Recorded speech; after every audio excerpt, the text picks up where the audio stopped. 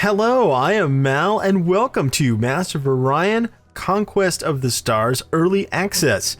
Now, for those of you not familiar with me, first off, welcome to the channel. Secondly, I play a lot of strategy simulation and role-playing games, and I'm a huge fan of the Master of Orion series. So I'm excited today to bring to you, it is, let's see, March 24th of 2016, and we now officially have Phase 2 of the Early Access. Well, what is that, Mal? Well, good question. They've added a whole lot of new things, and I'm going to attempt to, in this somewhat brief news update, I'm going to try to show you all of those new features. So the biggest thing is we've got three new races. We've got the Klaxon, the Meklar, and we have the alternate Terran race that you get if you have pre-ordered Master of Orion. We also get access to custom races at this point, so that's pretty cool. Been kind of waiting for that. And then a whole lot of game balance changes and quality of life things that most of us that have been playing the game in early access have been asking for, and the developers have been very responsive to our requests. So let's, without further ado, let's get in. Let's start with a new game, and we'll get some new features here. Here, we'll switch. We'll take a look here at custom race first. Okay, so we can pick our genetic starting point. We'll just go with human, I guess. And this really, I think, is just gonna dictate what you look like. Leader name, well, that would be Mally, because reasons. And we've got 100 points. Oh, and just like in previous iterations of the game, if you want to increase your score modifier at the end of the game, if you basically pick nothing, you could increase it, or you could even take negatives and increase your score modifier even more. Oh, that's really cool. Very nice. Okay, so let's see. A typical custom race. Let's just do something basic, something that would be good at, say, the first part of the game, you know, expansion. So we'd go with, say, large world, and then make it rich for sure. Still got 50 points available? Okay, make it ultra rich then. And then we've got, oh right, we have the new Uber planets. Cavernous, Grassland, Grassland and Tropical were there before, but Cavernous and Inferno are new Uber planets. We'll get into that more when we look at the new races like the Klaxon as an example, because they come with Cavernous. Let's see. What else could we grab? Minus 20% ship cost? There you go. You could do something really simple like that. Large homeworld that's ultra rich with minus 20% ship cost. And you could, you know, expand very, very quickly because you'd be able to crank out your ships. Population growth would be another one to move in there if you could pull it off. Yeah, population growth, 25% faster than normal, 60% normal. Couple it with something like that. But this is neat. I like the fact that they've got all this in here. Trade bonuses, you could get that. Oh, that's neat. Here, let's unclick something so we can spend more points here and mess around. Range generate at 50% faster rate. You could get extended barracks, combat speed, stealth, improved negotiations, improved disposition. Positive actions have better diplomatic consequences, and negative actions have softer diplomatic consequences. Yeah, this is actually listed on the default for the humans at this point. Since the update, command point increases, starting government, physics, biology, or engineering tech. Very cool. I like this. I'll be messing around, by the way, with more custom race things.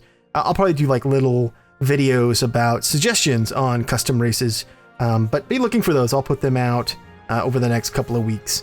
All right, so let's take a look at the new races that have been added. Started with... Deep in the caves of Koldon, the insect-like Klaxon evolved to form the Hive, a unified consciousness stretching from drone to queen.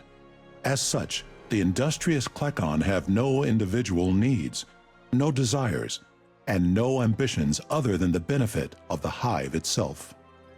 This effectively makes them tireless workers and fearless warriors, each and every one willing to give their lives for the Hive.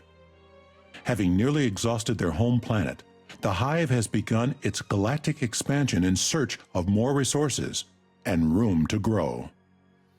Very cool. All right, so mineral world starts as poor. Uber planet is cavernous. This race can transform arid planets into highly improved cavernous planets. Okay, that's neat. Plus 50% population, or excuse me, food from populations plus 50%. Production is plus 25%, and they start with biology tech. Now, what I don't know is whether or not they're going to be affected by morale buildings or not. Based on the description, they wouldn't be, because they have hive mind, so morale buildings won't have any effect of them, but there's nothing under traits that say that, so I won't know until I get a chance to get in there and kind of mess around with these guys. And I think they're super cool looking, so chances are these guys will be up first in a new Let's Play. All right, let's take a look at the Meklar. Coexisting in a sprawling, jumbled network filled with incessant chattering voices and signals, the Meklar Combine is an artificial ecosystem of AIs from the planet Meklon. While most Meklar have distinct cybernetic bodies to allow them to interact with their environment, many reside as programs and subroutines of the main Combine cycle. Ruled by the Overseer routine, they are industrious, capable of producing infrastructure and large fleets in a very short time. But the constant buzz of opinions and endlessly iterating cycles of application requests and updates make them erratic and unpredictable. All right, very cool looking. I like how they're like just like plugged in. This is really neat. Okay, so let's see. Minus 50% or less, 50% less food is required than normal. Production from population plus 25%. They have ship auto repair enabled, so this carries over from Master of Orion II. So all ships are fully repaired after combat. That makes them particularly dangerous because they can, produce ships in a rapid way, especially even in the early game. They can approach you. They can take on, say, multiple fights, and then after every fight, they're still in it, right? Because their ships get repaired after combat. It makes them quite dangerous. I think more so in the early to mid game, and we'll see how this will play out in this version of Master of Orion, but in previous iterations, they were always the biggest threat sort of early and mid game. So it'll be interesting to see how they play, both as an opponent and as, once I get a chance to play them. This will be kind of fun to check out. And then starting tech is physics. All right, so let's take a look at the third unlocked race for this phase 2. It was during the darkest times of human history that the Age of the Khans dawned.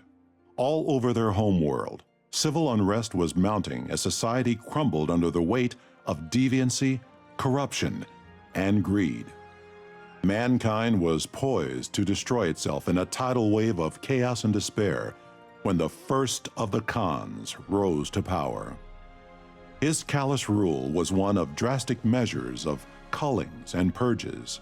Castes were established, dissidents were hushed, and little by little the race was forced to survive. Following his example, the Terran Khanate has continued to secure the survival of their species and now seeks to guarantee its place in the galaxy for generations to come. Okay, very cool. So this is the alternate humans, alternate Terran race that you get if you have pre-ordered Master of Orion, and it's, these are the people that essentially have been forged by war, right? So the Khans have minus 20% to the ship cost, they've got plus 25 to beam attack, plus 20% command points, and then starting tech of engineering. So this would be a race that you would obviously want to play if you were looking to get aggressive early. Let me make that clear. Again, I'll have to see how this plays out, but based on the Master of Orion Conquest of the Stars that I have played thus far, I would think that these guys would run out of steam by mid-game. If you didn't take advantage of going to war early with them, I don't see their long-term prospects stacking up that well against the other races. Alright, so let's move on from taking a look at the races and move into some actual gameplay. Countless voices drone in the background noise of the Klakon hive mind, as they have for millennia over the surface of Koldon. The grunts of a worker, an infant's wail for nourishment, an elder's last breath. All shared as one, driven by a single purpose, to ensure the future of Now the Klakons swarm towards the stars. Their nature is as relentless as it is simple. To devour, to consume, to thrive. Okay, so what we're going to do now is just look at some of the other, I would say, like quality of life changes that they've made in this one. So let's see here. When you go down to a colony level now, you actually have this view option for managing structures. And then you can click on said structure, double click, and if you want to scrap it or what have you, you can. This is really helpful, especially on, you know, planets that maybe you built a lot of food-based structures to like build it up really quickly. And let's say you're not sending population from that world via civil transports to other worlds anymore. Like, let's say you're pretty well established and you're just spending tons of maintenance. You can go through now and very easily click around. Whereas in previous versions of the game, you used to have to kind of spin around this globe and click on a building and be like, oh, do I want to get rid of that or whatever? Now you have this nice little system to do that.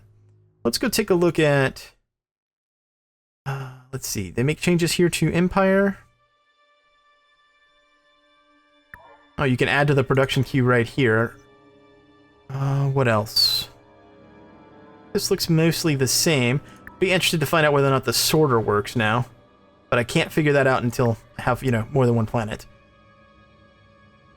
Okay. There was changes. Also, there was quite a few changes made to the AI's behavior, particularly when it comes to not only colony management and diplomacy, but also how they're going to handle their ship upgrades. So one of the things that I always advocate and have in basically every version of Master of Orion is I tend to use weapon systems that are missile-based, because the AI has always done a pretty poor job of, you know, putting like point defense systems on or anti-missile rockets and things like that on their ships. So missiles are very powerful and tend to be very, very effective. It'll be interesting to see in Phase 2, since they have changed the way the AI works, whether or not that holds true. So I always, like I said, I always take the position that missile weapons are always the best, but they might not be. We'll have to see. But that was another big change, was changes to the AI and also changes to the way tactical combat works. So what I'm going to do now is I'm going to go ahead and I'm going to cut away from this. I'm going to save this game because this is actually a new Let's Play that I'm going to start. So after this news update, if you'd like to see a playthrough of the Klaxons, then you can join me for that. There'll be a link in the description of this video for that. But I'm going to cut away from this right now, and I'm going to go to an older save game, which appears to be compatible with the new Phase 2, with a race that I've got, you know, further on down the road, and I'm going to engage in some combat so we can take a look at some tactical gameplay changes. All right, so I'll see you in just a sec. All right, so here we are. We're in a battle between the Sakra and the Martian fleet. It's a military outpost versus two of my battleships. Chances are this thing's not going to last very long, but it allows us to take a look at some of the changes. So first off, you can see down here at the bottom, it now has an option of take command, which means you want to manually control the battle, or simply auto-resolve, which replaces, it used to say simulate, I believe. So they've made this a little bit more clear, which is nice. We're going to go ahead and take command.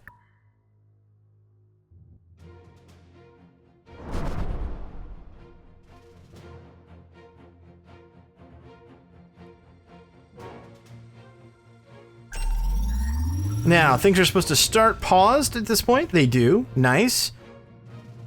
Okay, let's see. Remove that. I don't need you to control anything for me.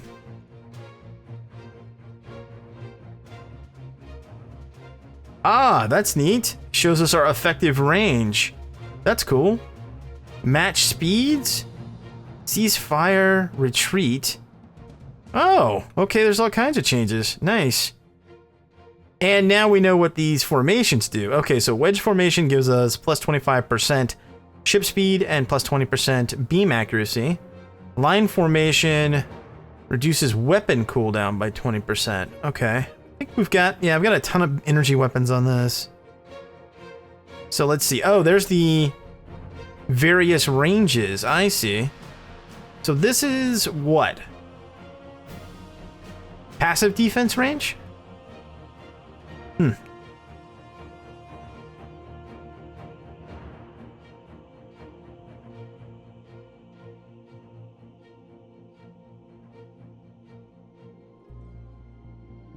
All right, shift.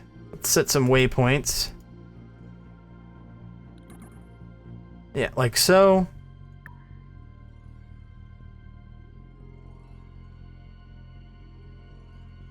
Oh, the battleships are slow. As they should be. As they should be.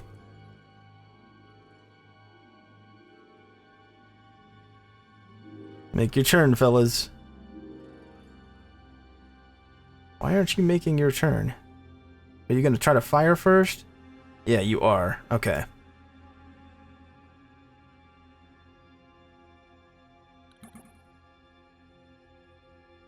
Just make your turns. Yeah, I need to do that.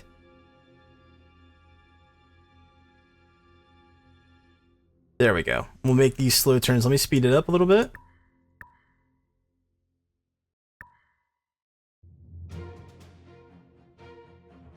This thing's not gonna last long. Here we go. Open fire, boys.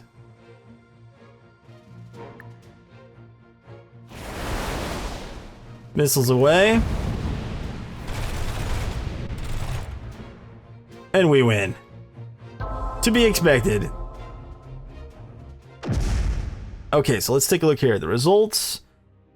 This all looks pretty much the same. We still get the nice little breakdown. Battle highlights, what we're using the most.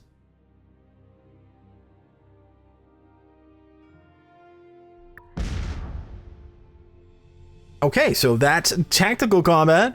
I think the biggest change for me with that is that now that it starts off paused, hopefully it'll reinforce to people that, you know, you can pause it at any time to issue commands. There's been a lot of kind of hubbub about, you know, it's not turn-based combat. Well, no, but it's pausable at any point. So even if you're accustomed to previous iterations of the game, then you should still be able to, I would like to think, enjoy it with pausable combat. Anyway, let's move forward here. Let's take a look. There's some differences on ground combat as well. So we'll take a look at that.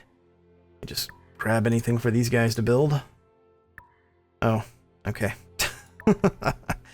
Build that. There you go. Seriously? More production? I think this was the LP that I just finished. Yeah. So, there we go.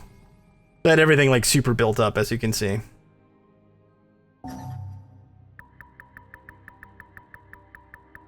Get rid of that stuff. All right.